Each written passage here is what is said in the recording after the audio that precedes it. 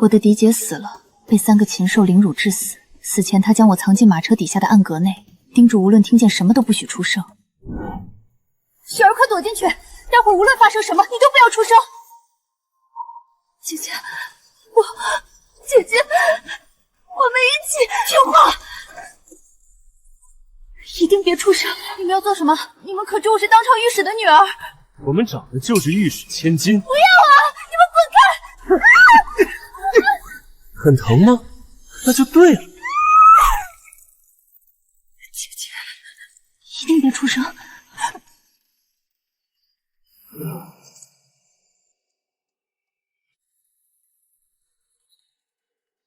这姑娘看着柔弱，性子倒烈，还想攥着我的玉簪留凭证，我的个真经！不过如此，官家小姐这般不经事，若是别处女子，断不会这般轻易屈服。行了，今日给宋御史一个教训，他若再不知收我，便对他家中小女下手，让他尝尝至亲离散之苦。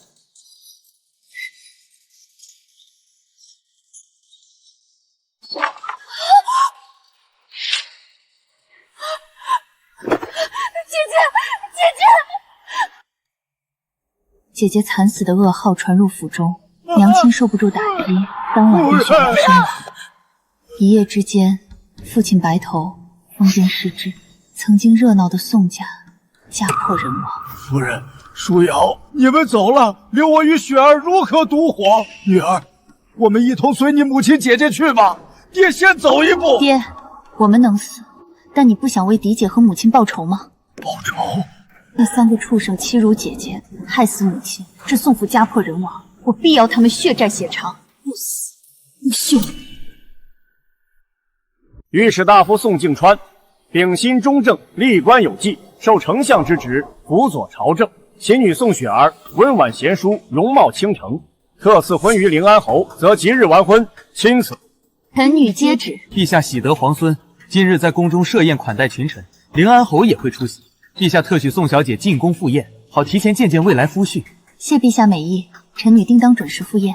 那咱家就先回宫复命了。宋公公，雪儿，临安侯的前任未婚妻突然故死，坊间皆传他是克妻之命，你嫁给他太危险，爹不放心。爹，这3年我们追查凶手的线索，每到关键处就断掉，显然对方势力雄厚，我们仅凭一己之力难以成事。临安侯府势力庞大，若我嫁过去，便能借助侯府的势力查清残害姐姐的到底是谁。可是这克妻，自从3年前嫡姐惨死在上香礼佛的途中，我便再不信什么鬼神天命，更荒厌那些克妻的无稽之谈。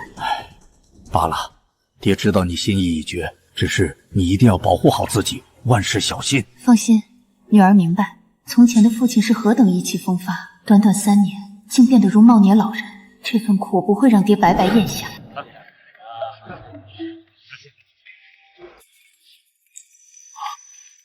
小姐，临安侯在看你。我容貌绝色，只要我想，没有哪个男人能抵抗得住诱惑。但没人知道，在嫡姐被糟蹋的那晚后，我便对男人极度厌恶，哪怕只对视一眼也觉得恶心。在爹爹面前装的小女儿心态，不过是不想他伤心罢了。秋月，扶我出去透透气，宫殿里太闷了。小姐，临安侯就在那边，您不上前和侯爷说说话，增进一下感情吗？过于不及，他会跟来的。这是姐姐最爱的梅花，年年岁岁花相似，只可惜岁岁年年。小姐，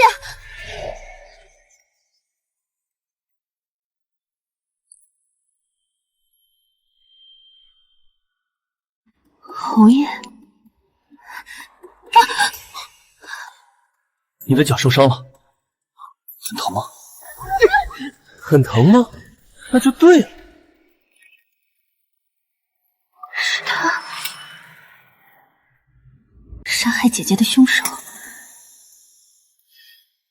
所幸伤得不严重，休养几日便能好。侯爷当真温柔十里，小女子，您郎君可否早些娶我过门？对不起，是我。哎呀，小姐莫哭，我们本就有婚约，回去我便准备聘礼送入丞相府上。临安侯如此温柔，似乎把我当成一个爱慕他又十分心急嫁给他的恋爱脑小女孩，如此甚好。雪夜露华，小姐的脚又受伤，不宜在此时久留，我送您回府吧。多谢侯爷。沈大人，您慢走。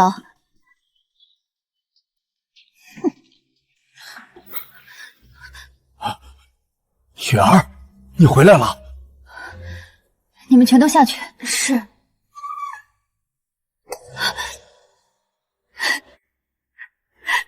找到了，爹爹，我终于找到了！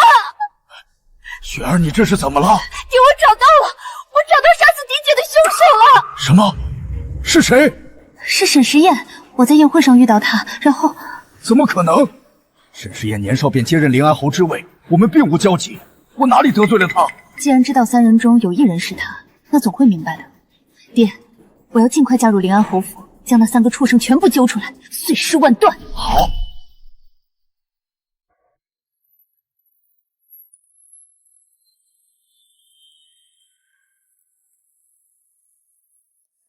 我的雪儿长得如此漂亮，日后一定会嫁给一个如意郎君，过上幸福的生活。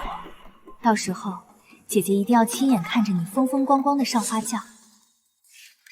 姐姐，姐姐，你的愿望我没办法实现了，但我找到了当年害你的凶手之一，我发誓定会带着你的遗物，亲手为你和娘亲报仇雪恨。雪儿，加入侯府后，切记谨慎行事，安全为重。爹，不能再没有你了。女儿知道，爹爹放心吧。小姐，吉时已到，你应该上花轿了。对不起，爹爹，女儿此去会不惜一切代价复仇，哪怕是死。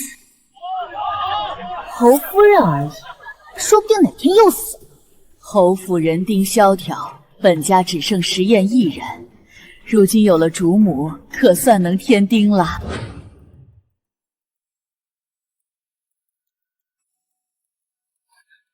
夫君，雪儿，你真美，比我初见你时还要美。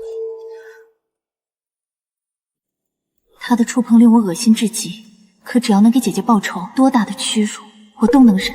怎么？夫君，春宵苦短。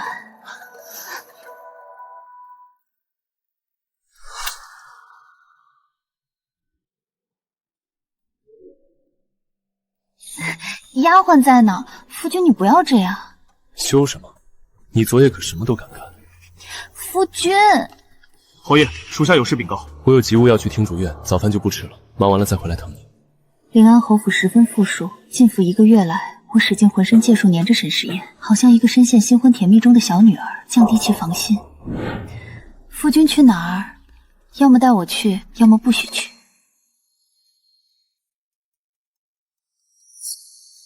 乖，处理正事，但你不合适。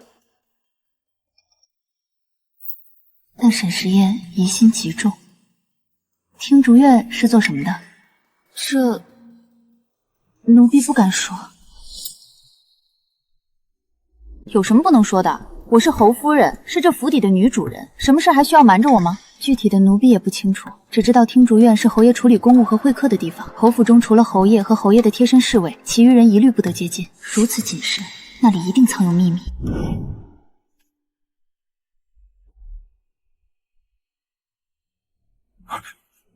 夫人，此乃重地，您不能进去。放肆！本夫人来给侯爷送鸡汤也不能进去吗？夫人，侯爷交代过，他在听竹院处理公务时，不许任何人打扰，属下也不能放您进去。侯爷处理完公务，自然会回去陪夫人，您就不要为难我等了。再纠缠下去，恐怕会打草惊蛇。我还是另找机会再来此处打探。都小心点儿，侯爷今日招待2位挚友，不能出半点差错。挚友2位，差点被你们唬住。侯爷如此宠爱我，怎么可能不让我进去？定是你们这些狗奴才擅自做主。等见了侯爷，我一定要让他狠狠地罚你们。夫人，您不能进去。你敢非礼我？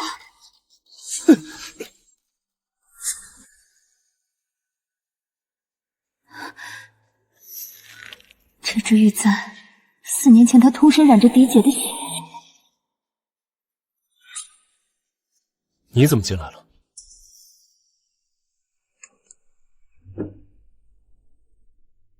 夫君没吃早饭便赶来处理公务，我担心你伤身子，特意炖了鸡汤送来。不知你有外客人扰了你的事儿，这就回去领罚去。但我来都来了，夫君不介绍一下两位客人，免得妾身以后都不知道他们身份，发生点什么误会。调皮。这两位是我的至交好友，孟征、赵怀金。嫂夫人有礼有礼。找到了，就是这两个人，3个畜生，我终于找齐了。姐姐，你且等着，我定要他们都下去给你赎罪。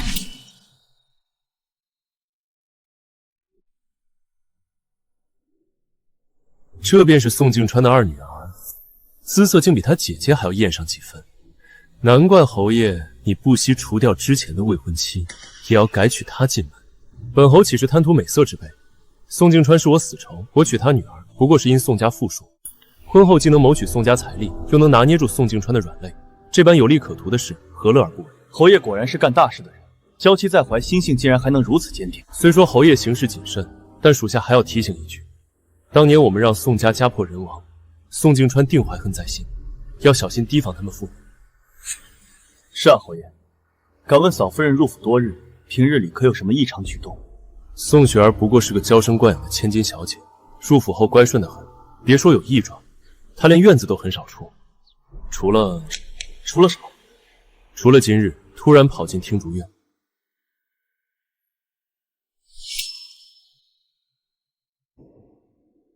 沈时宴生性多疑，我今天贸然闯入听竹院，定动了疑心。侯爷怎么还不回来？难道那些狐朋狗友比我还重要吗？小姐，您别多想，侯爷一会儿就回来陪您了。他肯定把我忘了，一个破院子也不让我进。夫人息怒，仔细气坏了身子。侯爷素来对您是牵挂万分的，夫人别哭了，您尝尝小厨房新做的糕点。滚，都滚出去！侯爷，你们都下去。是。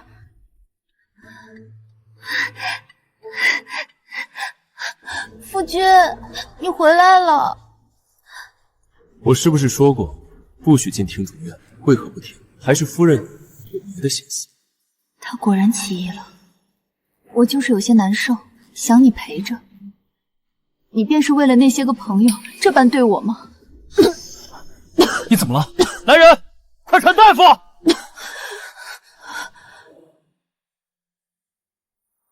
恭喜侯爷，贺喜侯爷，夫人有喜了。你说什么？真的，夫人真的有孕了，千真万确。雪儿，我们有孩子了。沈时宴父母早逝，独自一人长大，他比谁都盼望有自己的孩子，所以这个孩子在我的刻意安排下出现了。来人，赏赐大夫1000两黄金，再赏侯府上下所有奴仆月钱加倍，犒发1年。谢侯爷，谢侯爷。夫君是不是有了孩子便不喜欢我了？怎会？夫人与孩儿对我来说都十分重要。那便好。我自幼无亲缘，父母早逝，一人支持着侯府，如今终于要有亲人了。我也是侯爷的亲人啊。你也是，谢谢你，雪儿。沈时宴，我会让你也尝到失去至亲的滋味。今日见到那两人的消息，要传给爹爹，得查清他们的身份。夫君，我想回家一趟，将我怀孕的好消息告诉爹爹。这，夫君，你陪我一起回去好吗？家中只剩下爹爹一人，要是连怀孕这样的大事都不回府报喜，爹爹会伤心的。好，明日我们就回去。爹爹，女儿怀孕了。果真？是的，岳父大人。大夫说刚满1月。侯爷，我这女儿自小便被我娇惯坏了，请侯爷定要多多容忍她。这女子怀孕，脾气便会变得不同，你千万不要嫌弃她作闹。岳父放心，小婿一定照顾好雪儿，事事以她为先。爹，夫君对我很好，你就放心吧。这是我亲自做的栗子糕，你最爱吃的。趁着我现在还能做这些，您多吃点儿。等我肚子大起来，就没有办法进厨房了。你好好养身体，不要总做这些杂事。虽说侯爷行事谨慎，但属下还要提醒一句：当年我们让宋家家破人亡，宋敬川定怀恨在心，要小心提防他们父母。夫人偏心，怎么只做给岳父吃，不做给我吃呢？夫君怎么连我爹的醋都吃？那你先尝尝这糕点是否对胃口吧。好，我尝尝。好吃。沈时宴千虑一失，他检查了所有地方，却不知真正该怀疑的是铺在糕点下方的油脂。想不到夫君也有嘴馋的时候。好啦，这些都是爹爹的，回去我再给你做。等等，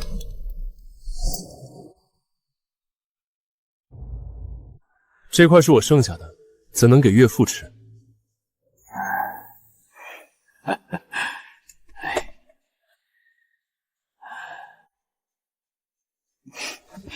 爹爹才不会嫌弃我们呢。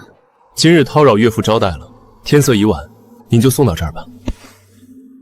你手这样冷，怎么也不知道准备个手炉暖暖手。我就知道夫君会给我准备。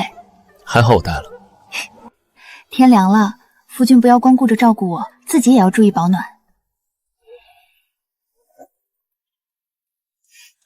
爹爹快回去吧，女儿一定会不忘初心，和夫君好好过日子的。下雪了，夫人小心台阶湿滑，脚下慢些。爹爹是担心我怀了孩子就会对沈时宴心软，怎么会呢？眼前这个温柔的人，可是用他的双手杀了我嫡姐。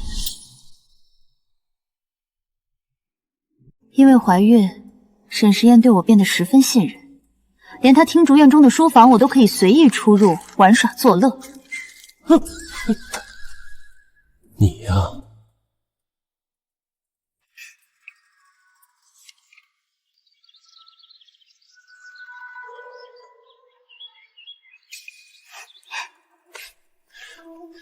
沈时宴喜欢没有心机、爱他入骨的女人，那我就是这样的女人。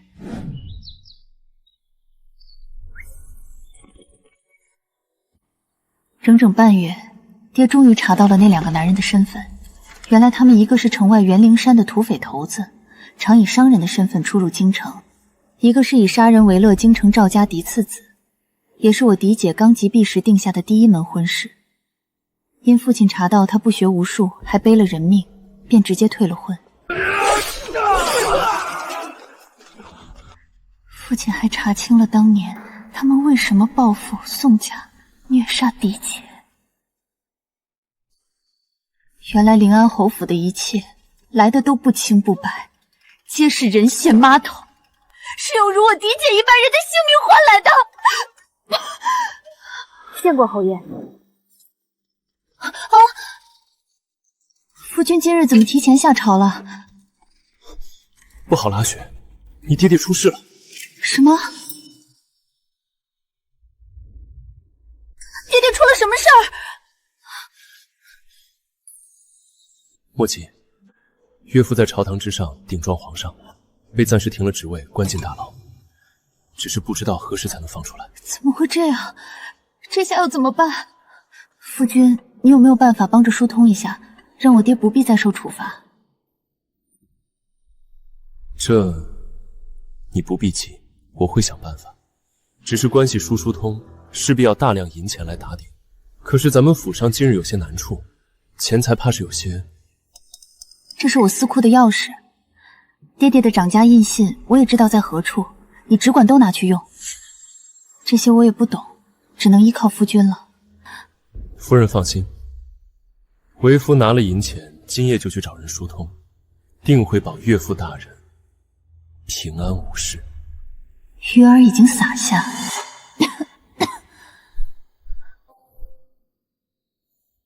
雪儿，雪儿，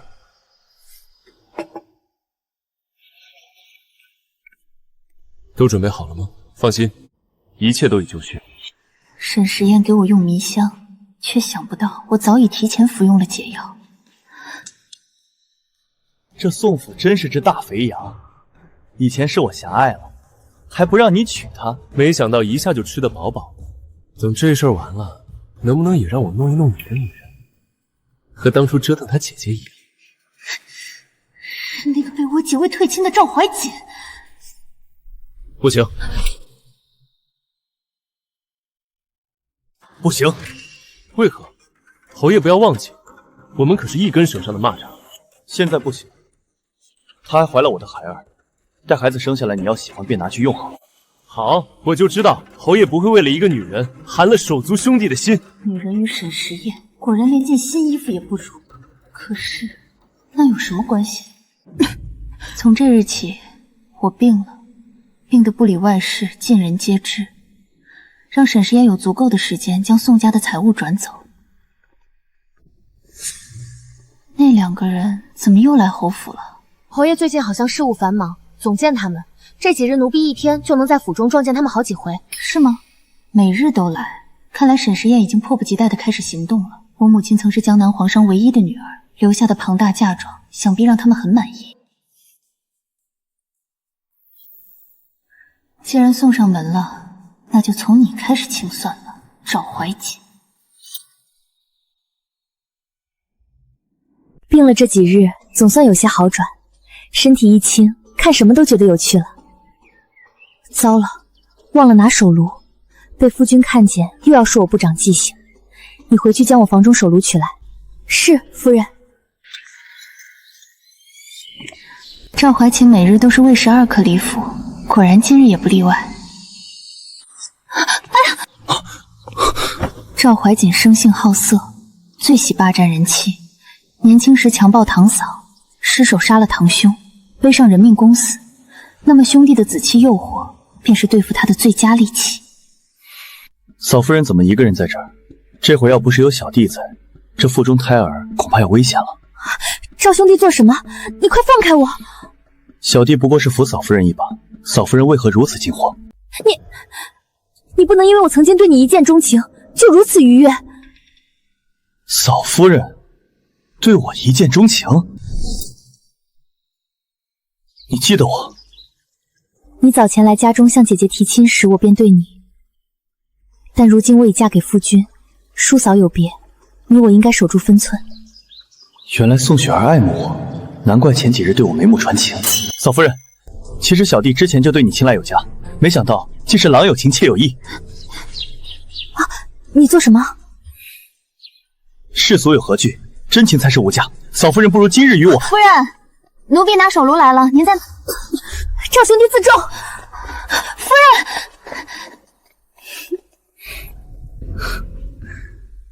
想不到沈兄过的是这般神仙日子，性子够烈，我喜欢。雪儿，你怎么了？夫君，救我！赵兄弟他非礼我。什么？今日我在花园里遇到了赵兄弟，他见我独自一人，竟然强行非礼我。怎么会？他是夫君的朋友，我也不敢声张，但他摸我的胸，又摸我的肚子，说孕妇也挺不错，若是等肚子再大些，倒可以。哎呀，我说不下去了。夫君，请你保护好孩子，至于妾身，等生下孩儿，便以死谢罪好了。雪儿别说气话，赵兄平日便喜欢开玩笑，或许只是同你闹着玩。夫君这话是什么意思？你若不信我，大可问丫鬟，看我可有半句虚言。奴婢确实看见赵公子拉扯夫人，还拖扯夫人的衣裳。秋菊是沈时宴安插在我身边的人，他的话极可信，沈时宴不会怀疑。夫君，你要为我做主啊！赵怀瑾，夫人不必在意今日之事，为夫会为你报仇。我当然不相信沈时宴会为我治罪赵怀瑾，但怀疑的种子一旦种下，信任就会开始瓦解崩塌。这两人只差最后一把火。从这天起，赵怀瑾对我念念不忘，抓心挠肝。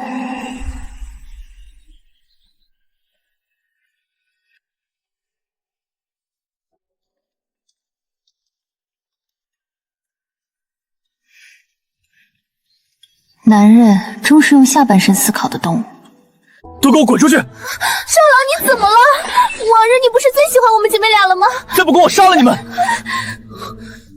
这些风尘俗物，连他的一根发丝都比不上。啊！你做什么？嫂夫人已吊了赵怀瑾几日胃口，此招一出，这色中恶种必定上钩。让开！你们竟敢拦我的路！外面怎么了？小姐，你有孕后免除了府上的请安，但莫姨娘今日非要硬闯进来，给夫人请安。夫人自怀孕后便深居浅出，难道是在担心侯府中有人害你的胎儿？侯府富贵安宁，我又是府中主母，有谁能害得了我？主母？那夫人更得小心了。你不知道啊，上一个即将成为侯府主母的人，可是死得悄无声息。沈世燕克死的那个未婚夫，他的死因也另有隐情。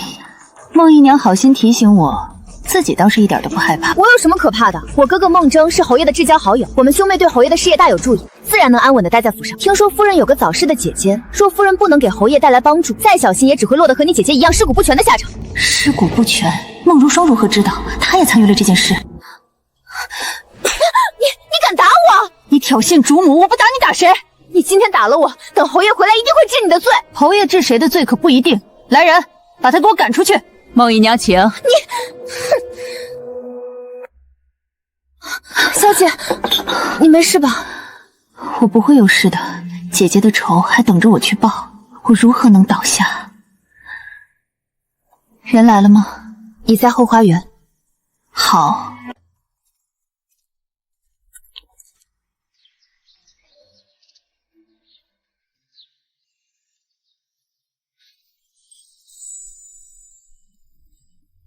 嫂夫人，嫂夫人，你这是？上次一别，妾对郎君念念不忘，情难自已。夫君外出，妾身斗胆约郎君于今夜3更府中库房相会，莫负佳期，月后即焚。雨儿上钩了。雪儿慢慢吃，我今晚有事忙，仍需要晚些回来。夫君这几日为了爹爹的事情忙碌奔波，我实在心疼夫君，连肚子里的宝宝都有些不安稳了。乖，官府那边的打点已经到最后一步，你我都在忍耐几日，等我把岳父从牢里解救出来，一定日日陪着雪儿和孩子，寸步不离。打点关系是每晚都忙着搬运相府的财产吧，装得像模像样。夫君为爹爹的事情筹谋，辛苦了，我会在家乖乖等着好消息，一切小心。你放心。秋月，东西都找好了吧？已经准备齐了。好戏该开场了。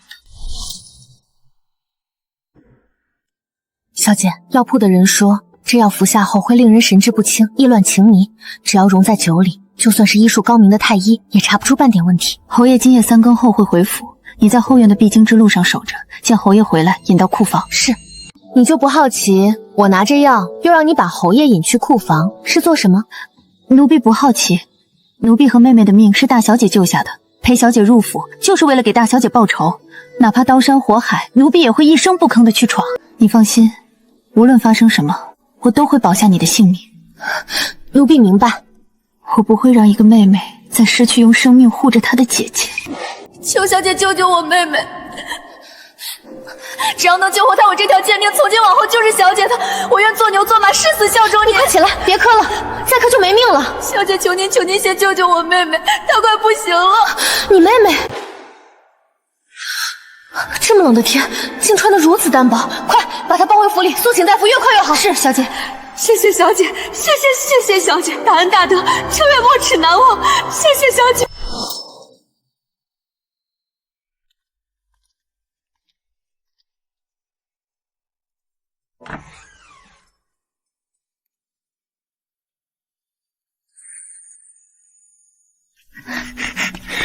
嫂夫人，赵郎，春宵苦短，嫂夫人我们就别浪费时间了。郎君莫急，先饮一杯梅花酒，这可是我特意为你寻的，味醇且极为助兴。还是嫂夫人会玩，果然好吃不过饺子，好玩不过嫂子。赵怀坚，你种下的因，今日该收果了，就让我亲手送你下地狱。侯爷，您可算回来了，出事了！慌什么？出了什么事？库房那边有贼闯进去了，夫人放心不下，不顾奴婢阻拦，已经亲自进去查看。什么？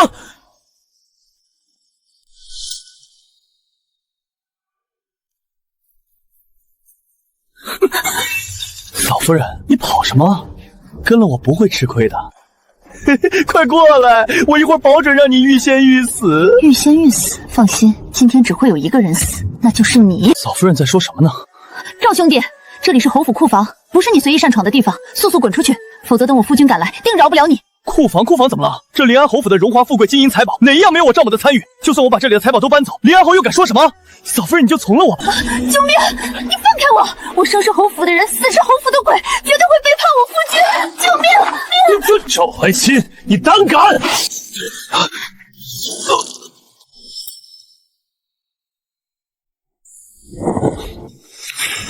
我写的传信纸条，赵怀瑾这蠢货竟然没有烧掉。雪儿如何？没有误伤到你吧？夫君，雪儿好害怕。夫君，你终于回来了。赵兄弟竟然深夜闯入侯府库房盗取财物，我听到动静来查看，他竟还想欺辱我。幸而你及时赶到，我漏算了赵怀瑾的狼子野心，竟敢夜闯侯府。别怕，我已为你报仇了。赵怀瑾几次欺辱我，我在府中躲之不及，担惊受怕。现在我和腹中宝宝总算安全了。是你？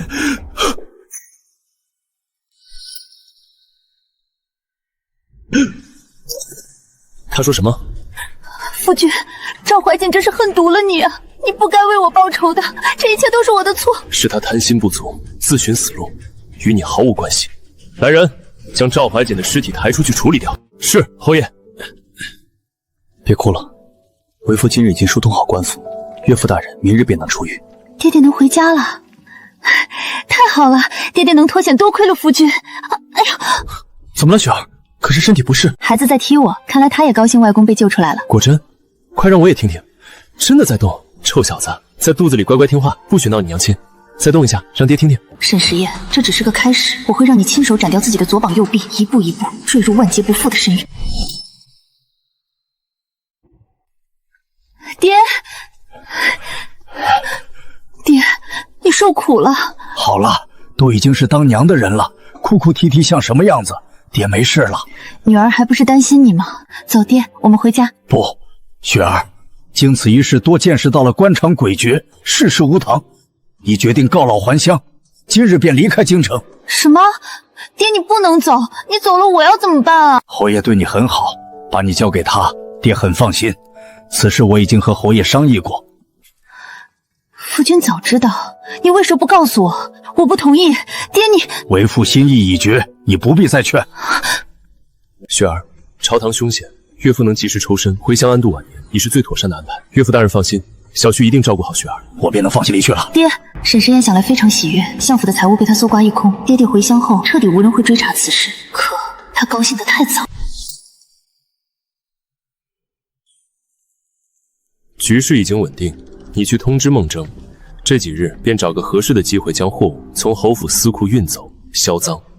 是，侯爷。有话就说，吞吞吐吐做什么？侯爷，属下斗胆一问，您为何要杀赵怀瑾？赵怀谦行事鲁莽，贪财好色，之前几次行动被他拖累，还背着我转移劫来的钱财，我早想处理他。侯爷不是因为赵怀瑾想动夫人吗？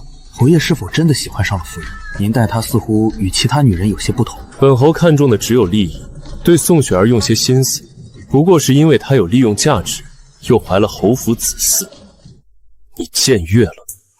侯爷恕罪，是老奴多嘴了。沈时宴，你最好说到做到。你最看重的利益，即将成为我手中最锋利的刀。谁？夫君，是我，我来给你送甜汤啦。你怎么过来了？自从爹爹回乡之后，我心里就一直发慌，总觉得不踏实。我生产时，爹爹都不在身边，我好害怕。放心，我会一直陪着你，直到孩子平安出生。那宝宝出生后，我要回乡去看爹爹。好，到时我陪你一同去看望岳父。谢谢夫君。那夫君尝尝我亲手炖的汤。侯爷，大事不好！宋相回乡途中遭遇刺杀，现在人不知所踪，生死不明。你说什么？夫人，夫君，我爹千万不能出事，他要是有个三长两短，我也不活了。雪儿别怕，我现在就带着侍卫去岳父遇刺的地方搜寻，一定将岳父找回来。夫君千万小心，雪儿在府中等你回来。怎么会没有？难道是我猜错了？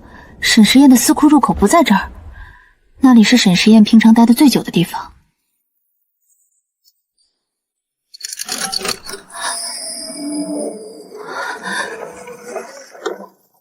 找到了。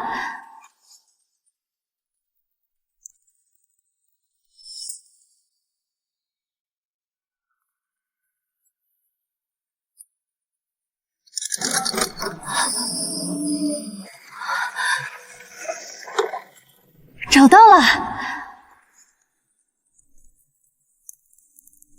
相府的东西都在这儿。娘是皇商出身，嫁妆丰厚，而现在这些价值连城的陪嫁都成了沈时宴私藏的赃物。这扇门看来就是向外转移赃物的通道，只要守住它，定能人赃俱获。动作麻利点儿，把司库里的珠宝都搬空。活干得好，侯爷事后重重有赏。这一票够大，只要干完，你们以后只管吃香的喝辣的，想怎么快活就怎么快活。多谢二当家。嫂子，你怎么在这儿？我们是侯爷派来的，你怎么让侍卫抓我们？你猜我为什么在这里？我如何得知？那我提醒你一嘴，或许你有没有想过，你另一个兄弟是怎么死的？你说赵怀瑾，他不是喝花酒时被仇家追杀，不敌才落难的吗？青楼是赵怀林的地盘，他有一身武功，又戒心重，你觉得他会死在那种地方吗？他的死不过是个幌子，为的就是降低你的防心。降低我的防心？是林安侯，他想杀人灭口，弄死我们这些兄弟。总算开窍了。夫君本来是让我带人将你当场诛杀，永绝后患。不过啊，我觉得你毕竟是他朋友，应该有话要留给他。好啊，好一个狡兔死，走狗盆！他沈时宴竟想过河拆桥，独占财宝。别把话说得这么难听，人为财死，鸟为食亡。我夫君这么做，不过是为了让我们过上更好的日子。你为他说话，替他做事，那你可知道这里是什么地方？什么地方？这是你家侯爷的私库，里面放着的都是他从你宋家背来的东西。他只用了不到1000两银子帮你父亲疏通关系，别的东西都准备抛售黑市换成了银子。不可能，我夫君为救我爹出宫，连日奔波，耗尽人脉，岂是你这样的人能胡乱攀咬的？父亲得罪皇上，就是他暗中使劲陷害。不许诬陷你我夫君，他怎么可能做出这种事？他本想让你父亲直接斩首，没有想到皇帝只是下令关进大牢。好在你父亲识相，主动告了还乡，否则，这才哪到哪？你知道当年是谁害死了你嫡亲吗？是沈时宴。夫人。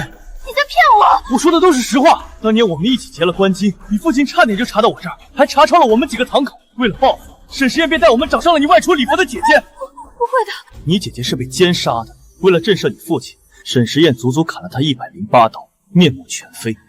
这娘们性子真烈人，直到咽下最后一口气都没开口求饶呢。证据呢？空口无凭，我不相信你说的是真的。当然有。我这些兄弟都可以给我作证，我们这个山头从一开始就是林安侯建的，我不过是山中二把手。这个山洞就藏着一个洪峰账本，是我们多年劫掠的账册，你大可以取来看。爹，一切真相大白，你可以出来了。宋景川，你怎么在这儿？我不在这在哪儿？这群披着人皮的豺狼为钱财残害无辜，我的书瑶连只蚂蚁都怕踩死，你们怎能下得去手？爹，不必与将死之人多费口舌。如今人证赃寮俱在，只要找到账本便可定罪。去山洞里将账本找出来。是。夫人。我们找遍了山洞，只在地下发现了这个箱子，但里面空空如也，并没有账本。你敢骗我？怎么可能？是沈时宴，他心机深沉，背刺手足兄弟，竟然瞒着我，偷偷将账本换了地方。我保证，这些年所有的事都是我与沈时宴、赵怀瑾一同做下的，就连奸杀你姐姐也是我住口！爹，如今只缺少一份关键证物，我去侯府寻找账本。万万不可！这些山匪被抓，定会引起沈时宴的怀疑。此刻的临安侯府无异于龙潭虎皇，你再回去太危险了。原本被沈时宴害死的无辜百姓需要公道，娘和姐姐的冤魂也在等着一个交代。沈时宴不死，我不可能离开侯府。贱人，你竟敢骗我！这一切都是你们父女在联手设局，临安侯没有想杀我，是你在搞鬼。你杀人越货，无恶不作，手中沾满无辜之人的鲜血，该料到有今天。你想干什么？侯爷知道了不会放过你的。沈时宴，放心，他不久也会来陪你的。雪儿，爹来吧，别脏了你的手。不，我知道这群禽兽是如何对待嫡姐的。爹，你把这里的赃物转移走，这畜生，我要亲手将他折磨死。将这些赃物全部搬走。你当初对嫡姐做过什么，我一清二楚。当时我就在马车底下，没有想到吧，我忍了这么多年，就是为了报仇。太吵了，给我割了他的舌头，再挑断他的手筋和脚筋。原来你也怕疼的。当初我嫡姐可没你叫的这么惨。这玉簪果然还是沾血的时候最美，尤其是沾着你的血。差点忘了，你现在舌头被割，经脉尽断，说不出话也动不了身，只剩这颗项上人头是好的了。你放心，我不会让你这么轻易死去的，我会让人将你的头颅一刀一刀一点点割下来，让你慢慢尝遍所有的痛苦，再咽气，把它拖下去。是。姐姐，那些欺负你的人，如今只剩下一个沈食言了，你再等等，可好？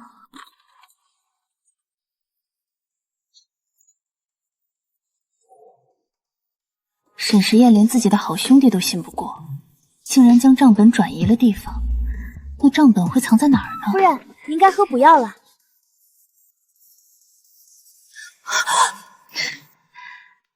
你来了。站住！你要去哪儿？去找侯爷告状，说我浑身是血的从外面回来。奴婢不敢。你有何不敢？你不就是侯爷派来监视我的吗？您知道沈食言给你什么，我都可以给你，只要你弃暗投明，为我做事。奴婢对侯爷忠心耿耿，绝不会背叛。好一个忠心耿耿！那你可知他就是灭你满门的仇人？你说什么？我入府的第一天就将身边伺候的人调查得清清楚楚。3年前陈家村惨遭屠村，你被沈食言救下，是村里唯一的幸存者。可你不知屠村是沈食言下的令，救你不过是利用。这是陈家的宗祠玉牌。爹，你这是在干什么呀？给陈家的祖宗们上香，让祖宗保佑陈家村风调雨润，茶叶丰收。哦，供台桌上怎么有一块玉牌？不可妄动。这玉牌这么重要？这是我陈家村的宗祠玉牌，每隔10年便要在立春那天将其放在祠堂中供奉，谁拿着它，谁就能让陈家村所有商号听命于他。所以啊，我们得保护好玉牌，绝不能让它落入坏人手中。那要是落到坏人手中，岂不是糟了？这是我在书房里找到的，你猜他为何会出现在此处？怎么会这样？为报救命之恩，我曾亲手将纸茶秘方交给侯爷，原来这都是他算计好的。陈家村靠纸茶富甲一方，引得沈食言垂涎，才遭此横祸。而你认贼为主，实在可悲。难道你不想报仇？秋菊愿意为夫人差事，求夫人帮奴婢报仇。你不是我的奴婢，我们不过都是想要为至亲找回公道的复仇者。事态紧急，相信你也察觉到近日侯府动荡。从今日起，我要你暗地接触府中下人，在不打草惊蛇的情况下，尽可能的收买侯府中人为我们所用。奴婢在侯府以5年之久，一定办好。宝宝，你爹马上就要回来了，到时候我该怎么折磨他才好呢？好期待！此处便是宋景川失踪的地方，你们仔细搜寻，一定要找到他的下落。侯爷，大事不好了！什么事？您派去转移财物的孟公子等人失踪不见了，连带司库里的财物也全都不翼而飞。什么？侯爷，这可怎么办？是不是朝廷发现什么了？不会，要是朝廷找到了本侯的司库，一定不会如此平静。如今这种情况，不是孟征背叛了我，便是府上出了奸细。府中近来可有异常？府中一切如常，并无异样。夫人那边呢？夫人每日都在院中静养，也并无异常举动。我想错了，可怎会如此巧合？先是赵怀瑾调戏雪儿被我杀死，后是孟征在转移相府财产的时候失踪，这一切都和相府有牵连。你回府继续解释，特别是夫人的院子有任何动静，立刻向我禀报。本侯倒要看看是谁在背后搞鬼。是侯爷。喂，你跑哪儿去？院中还有活要干呢。能有什么活？侯爷都半个月没回来了。小姐，近来院子里的下人越来越没规矩了，总偷懒不说，还经常往外跑，我喊都喊不住。侯爷不在府中，下人们懒散贱待也是常情。小姐就是性子太软，才把这群人给惯坏了。这几日院子里的下人频繁出府，是去向沈食言汇报府中消息。要想把沈食言彻底扳倒，这点信任还远远不够。哟，侯夫人还有心思吃饭呢。我当初说什么来着？侯爷很快就会厌恶你。瞧瞧这才几天，侯爷就把你抛弃了，还连累了我等侍婢，连侯爷的面都见不着。孟如霜，看来为我加深沈食言信任度的人出现了。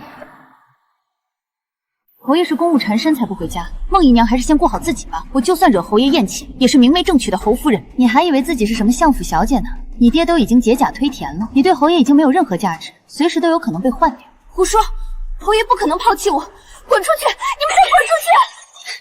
强弩之末。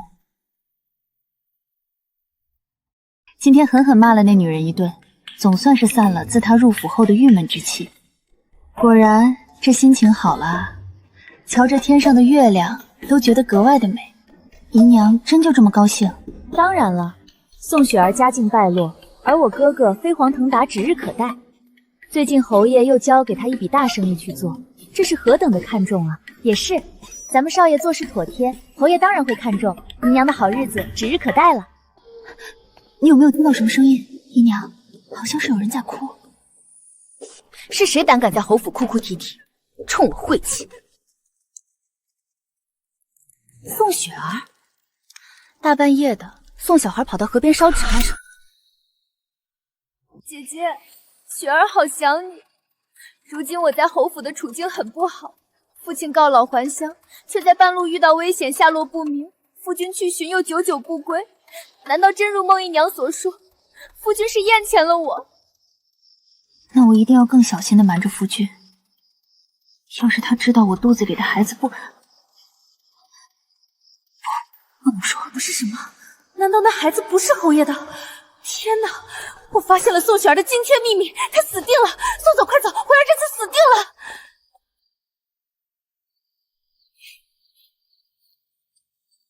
夫人，孟姨娘心浮气躁，又报复心强，今天晚上从你这儿得了消息，肯定会迫不及待的行动。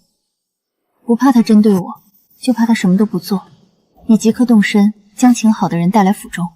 是，姐姐，快了。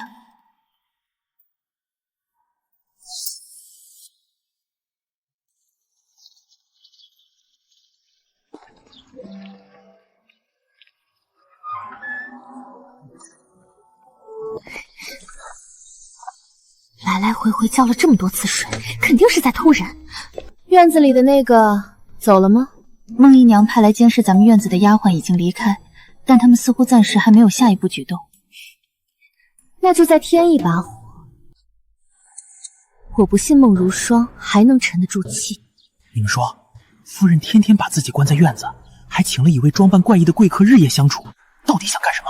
这孤男寡女的，还能干什么好事？我看呐，定是侯爷久不回府，夫人她心痒难耐。你们几个不干活，凑在这里胡说八道什么呢？孟姨娘恕罪，我们也是实话实说，府里上下都在传夫人的事儿。那你们倒是说说，什么关于夫人的流言？胆敢胡编乱造，本姨娘定重重的治你们的罪。奴婢不敢胡言。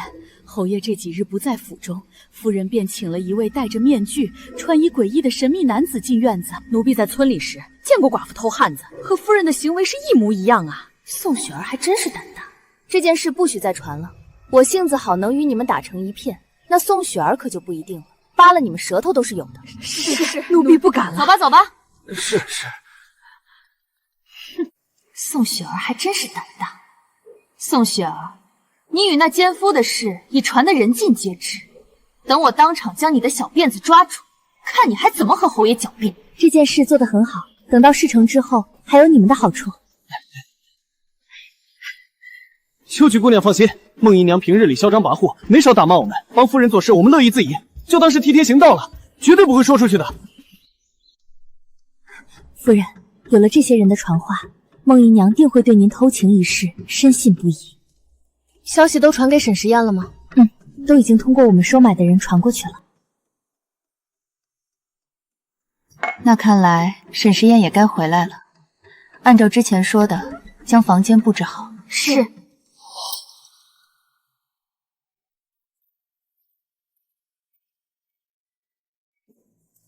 侯爷，您可算回来了，您快去看看夫人吧。她竟然趁着您不在府中，干出那种败坏门风的事情。你说什么？夫人她竟然趁着您不在，将一个戴着面具的男人带进女眷后院，两人日夜相处，同吃同住，比寻常夫妻还要亲密。一派胡言！雪儿怎会做这种事？妾身用性命发誓，刚刚所言绝无半句假话，否则让妾身天打雷劈，死无全尸。侯爷现在去夫人院中看看，没准正好捉奸在床呢。走。宋雪儿，这次你必死无疑。侯爷，您听，夫人果然是在做苟且之事吧？妾身没有说谎。放肆！你们在干什么？放肆！你们在干什么？太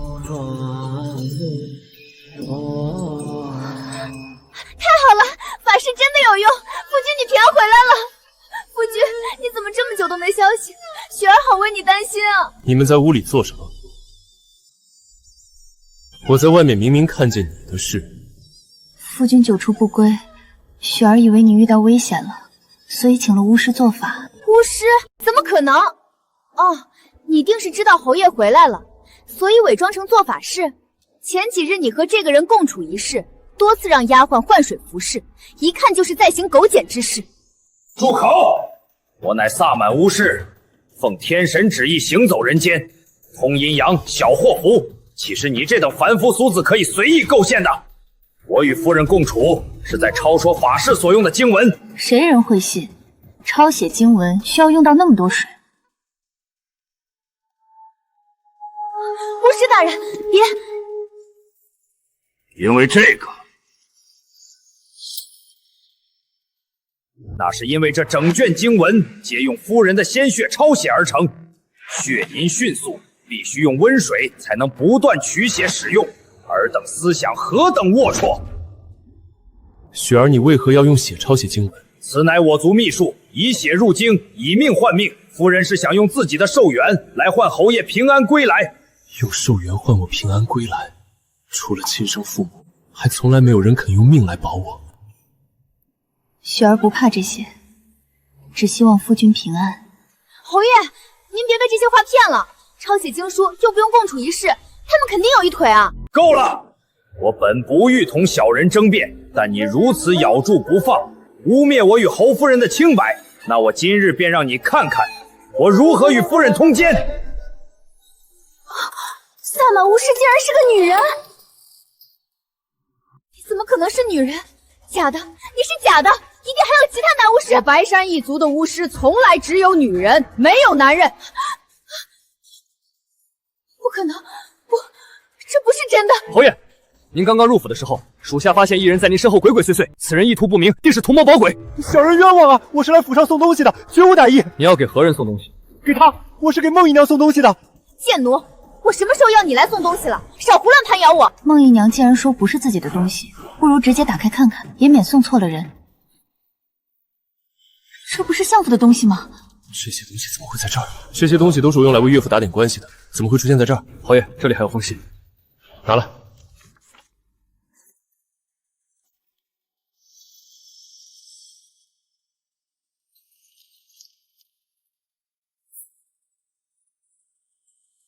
是你，好的很。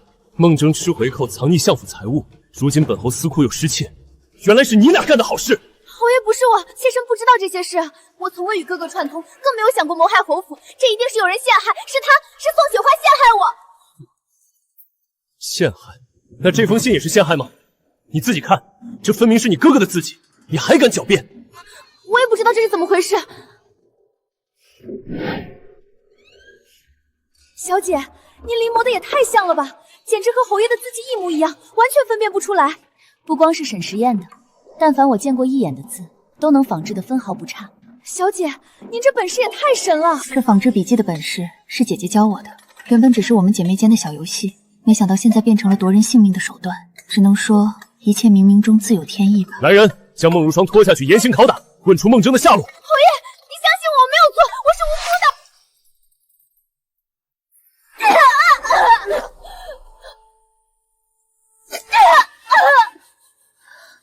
夫君，孟姨娘虽有错，但好歹也是侯府的人，再打下去，怕是要出人命了。雪儿，你就是太善良了。他勾结孟征，盗窃侯府司库，偷取相府银钱，还敢污蔑你，实在不可原谅。今日即便查不到赃物，本侯也要拿他杀鸡儆猴，以正侯府威严。侯爷，孟姨娘断气了，将尸体拖出去，扔到乱葬岗。孟如霜身死，古今没有半分动容。姐姐，我好像不再是从前那个天真烂漫的雪儿了。你可会觉得我过于狠毒？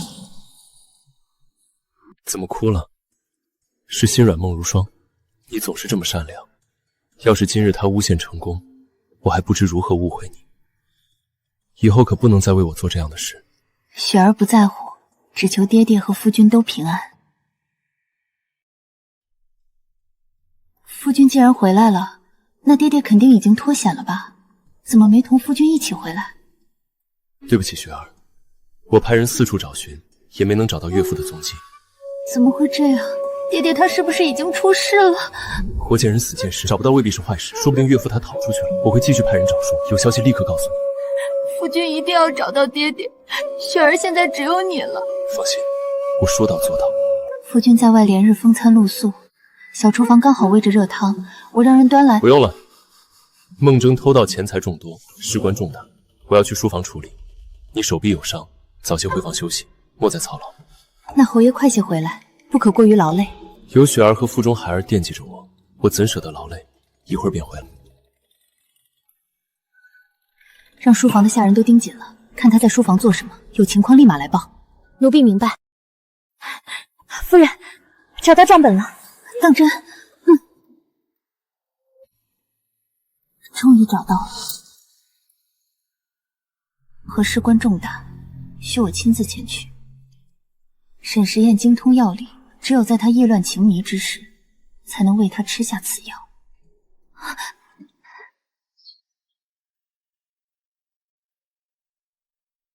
雪儿，雪儿，你在哪儿？难道不在房里？夫君，淘气鬼！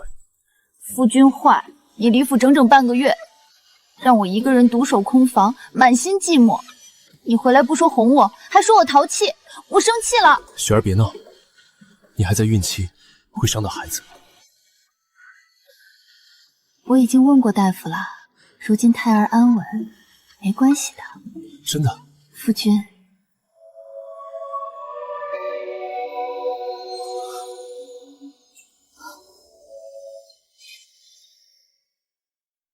迷药涂在唇上，只能发挥部分药效。他还有1刻钟便要醒来，我必须快去快回。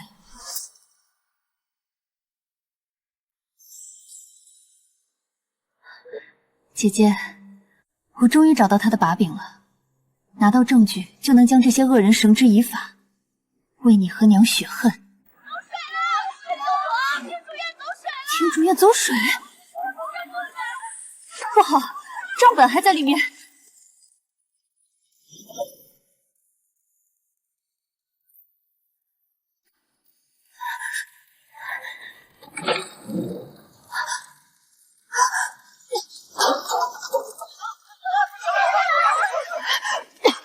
你一个人来这里干什么？这么大的火，你怎么敢往里冲？沈时宴，我夜里起夜，听到丫鬟呼喊听竹院走水，便着急来看看。这里面都是夫君的重要文书，要是损坏你肯定着急，所以我才……你还骂我？傻瓜，我是担心你和孩子，里面的东西再重要，也不及你和腹中孩子半分。以后不可再为我冒险。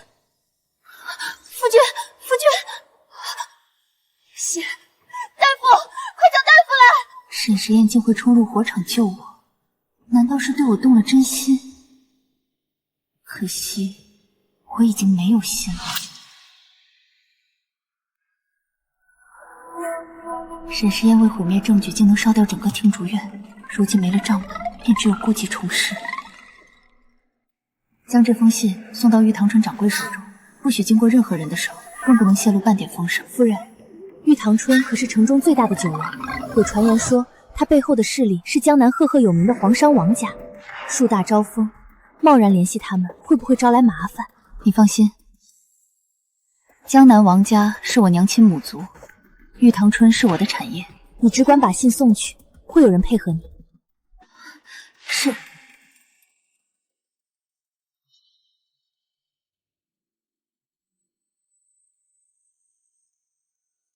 雪儿怎么了？可是又在担心我的伤势？你放心吧，我的伤已经好的差不多，药都可以不喝了。我在想，侯府司库遭窃，相府余财又被孟征卷走，如今侯爷为救我身受重伤，府中用度开销如流水一般，长此以往，入不敷出，这日子可该怎么过了？雪儿的担心不无私理。孟征一事，我不仅损失了相府的财物，暗中的金库也遭内贼掠夺一空。侯府再不开源，怕要坐吃山空。钱财的事何须雪儿操心？你放心，我现有的钱财你是花不完的。真的吗？夫君这样说我就放心了。夫君来，再喝一勺。说说，各商铺的账面上，如今还有多少结余？回侯爷，如今各商铺的余钱加在一起，只剩2万两。怎么会这么少？本侯在城中的商铺大大小小有几十家，每月最少也要有100万白银入账。是不是你们在中饱私囊，偷偷银两？侯爷息怒，我等不敢啊！说，到底是怎么回事？侯爷，近来城多了一位皇商，铺子里90%的生意都被对方给抢走了。90%生意被抢走，你们这群废物怎么办事的？侯爷恕罪，非我等无能，而是对方所售货物皆是外省的好货，不仅做工优质，还价格低廉，我们的货物实在竞争不过。对方不仅将绫罗绸缎定价极低，就连谷物粮食也要压价30%售卖，顾客纷纷流入对方商铺啊！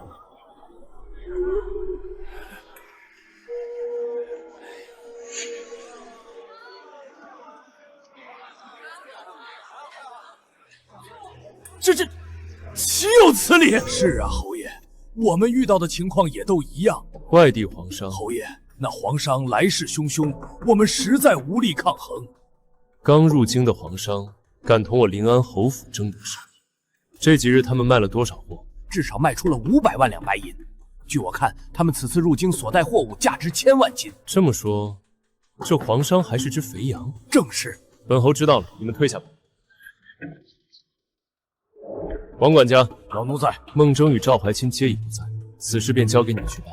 清点府中侍卫与袁灵山残度，今夜便将那些不识序的解决掉。是。小心行事，一旦身份败露，你清楚过。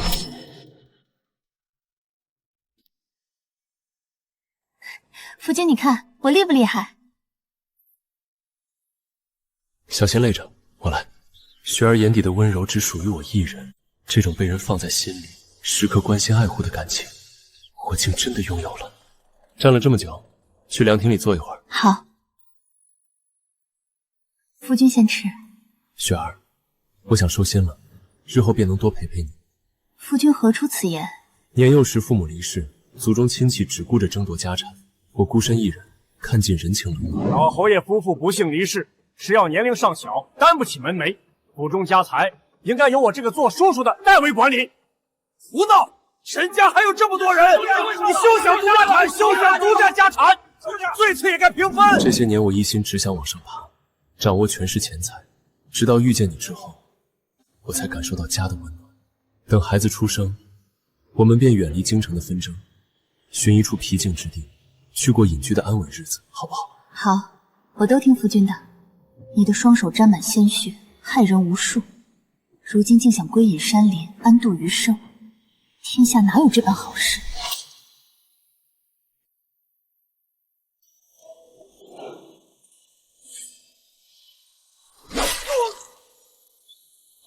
抓进去！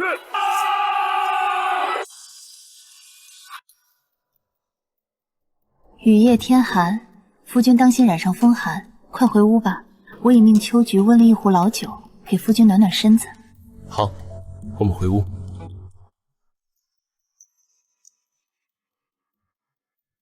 你怎么如此高兴？可是有什么喜事？今夜有笔大生意，一旦成功，我们下半辈子将不愁吃喝，再也不用为钱财操心。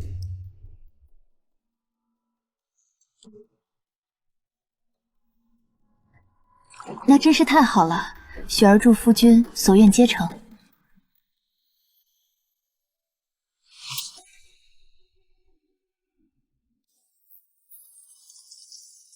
不好，中计了！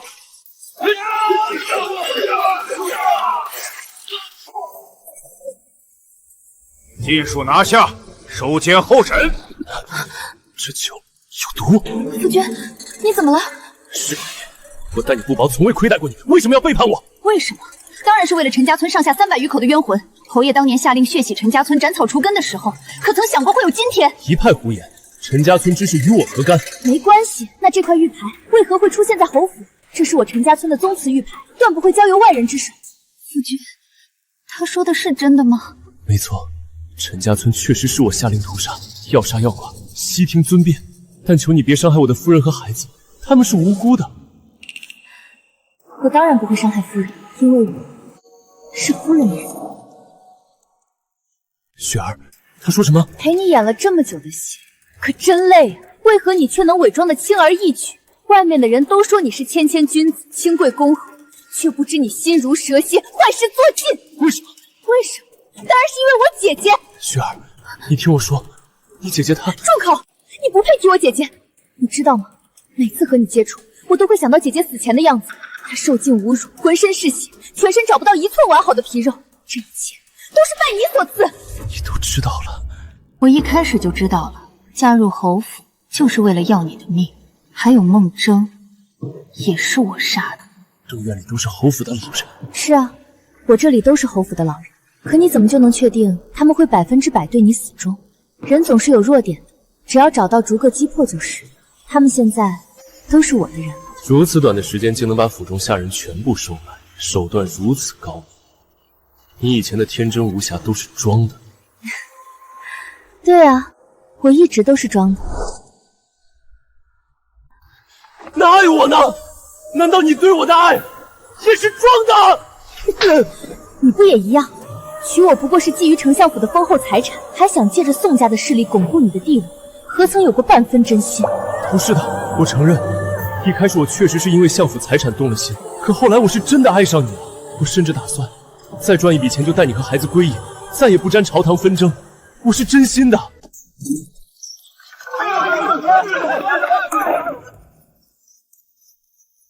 奉陛下旨意，捉拿临安侯沈时宴。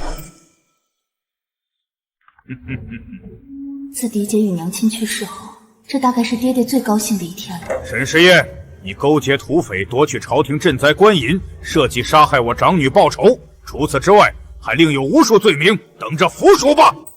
原来，从雪儿嫁与我开始，就是你们父女为我挖的坑。只是没想到，你竟愿意把唯一的女儿舍出来。舍出来？侯爷，你可知道我想杀你很久，久到你问我嫡姐很疼吗的时候。可惜直到宫宴上我才听出你的声音，真的是天赐良机，我肯定要抓住啊！事到如今，我只想求一个明白，你是否真心爱过我？爱你，能亲手送你下地狱，是我毕生所愿。来人，把沈时宴拖走，押入天牢。等等，我话和雪儿说，求你们让我和她说最后一句话。今日是我最开心的一天，便容许你在我面前多说一句话。雪儿，我知道我犯了错，不敢求你原谅，但求你看在我马上就要伏法赴死的份上，把你我之间的恩怨暂时放下。你腹中的胎儿是无辜的，他没有做错任何事，可否将他生下来？沈时宴，你双手沾满我家人的鲜血，算计我，利用我，你以什么样的心情能说出如此大言不惭的话？雪儿，不是说你最喜欢自己的宝宝了吗？还说你可以感觉到他是个男孩，只要你让他活下来，我做什么都行。我们家只剩这一点血脉了，求你留下这个孩子。沈时宴，你知道亲眼看见置身死是什么感受吗？雪儿，你要做什么？雪儿，不要！夫人，不，雪儿！大夫，快叫大夫！沈时宴，看看你孩儿挣扎求生的样子，真疼啊！他马上就要离我而去了。雪儿，宋雪儿，你为何如此狠心？当年你们如何凌辱我嫡姐，如何将她虐杀致死，你真的忘了吗？你也配让我为你生儿育女，延续香火？我是来报仇的，不是来报恩的。拖走，把这个丧尽天良的拖走，听候陛下发落。是，雪儿，我不信你会变成这样，明明你那般的温柔，那般的爱我。你竟然还不相信我会变成这样？其实从嫡姐死后，我一直便是如此。我不是突然变成这样的，是被你们3个畜生逼成这样的。老实点，走。雪儿，你坚持住，大夫马上就到。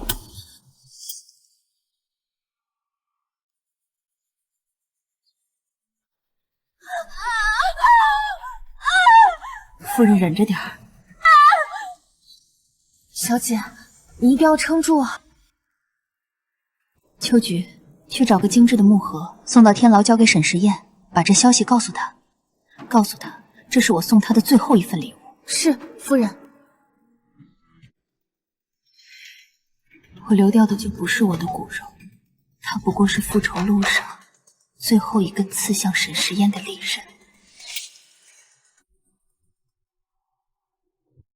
这不是昔日里威风凛的凌安侯吗？怎么落到这般田地，成了阶下囚了？真是笑死老子了！以前你仗着权势，从不把我们这些底层人放在眼里。现在好了，风水轮流转，你也有今天，看你还怎么嚣张！住手！都给老子安分点儿！再敢闹事，打断你们的腿！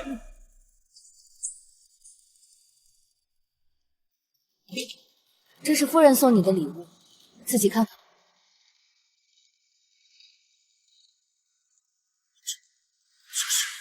种恶因得恶果，要怪就怪你自己恶事做尽，连累了子孙后代。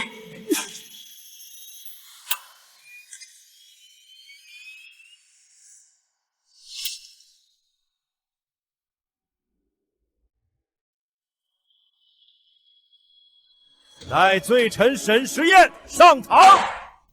走，跪下！大胆沈时宴，你可知罪？不知大人问的是哪桩罪？5年前，你图谋陈家村钱财，将侯府侍卫伪装成山贼，将陈家村300余口尽皆屠戮，此罪你可认？我认。3年前，你伙同袁灵山土匪孟征、赵家嫡子赵怀奇盗取赈灾官银，此罪你可认？我认。同年，为了报复追查官银下落的宋大人，再次勾结孟征、赵怀新，劫杀宋府马车，杀害宋府下人35名，奸杀宋府小姐，手段残忍，此罪你可认？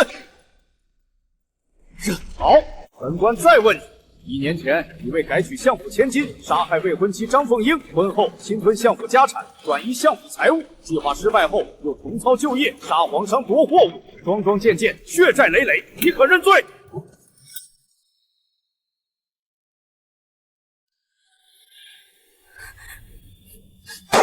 如实交代。我认罪。沈时宴罪大恶极，罄竹难书。如今真相大白，本官判你铡刀问斩，即刻执行。劫赈灾银，杀害无辜百姓，老天有眼，让这畜生伏法认罪了。丧尽天良，猪狗不如！雪儿，看在我快要被处死的份上，我再问你一句，你到底有没有爱过我？哪怕只有1瞬间，有没有？从始至终从未有过。从我见你的第一面起，就只有复仇。我沈时宴一生玩弄人心，算计他人，把所有人都当作棋子，没想到到头来，竟也被人玩弄于股掌之中。走。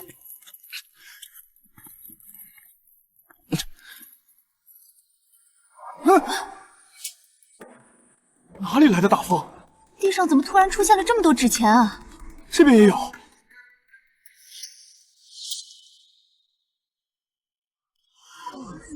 难道是因为这些冤魂终于沉冤得雪了？姐姐是你吗？醒醒！人心可欺，天理难验，失之公道，终将沉雪。无辜的亡魂，姐姐、娘亲，你们九泉之下可以瞑目了。爹爹，我们现在去哪儿？去你娘亲和姐姐最喜欢的地方——江南。叫！只要有人守着光明，黑暗就永远遮不住天。我要把这人间的美好替娘亲和姐姐多看一眼，多活一场。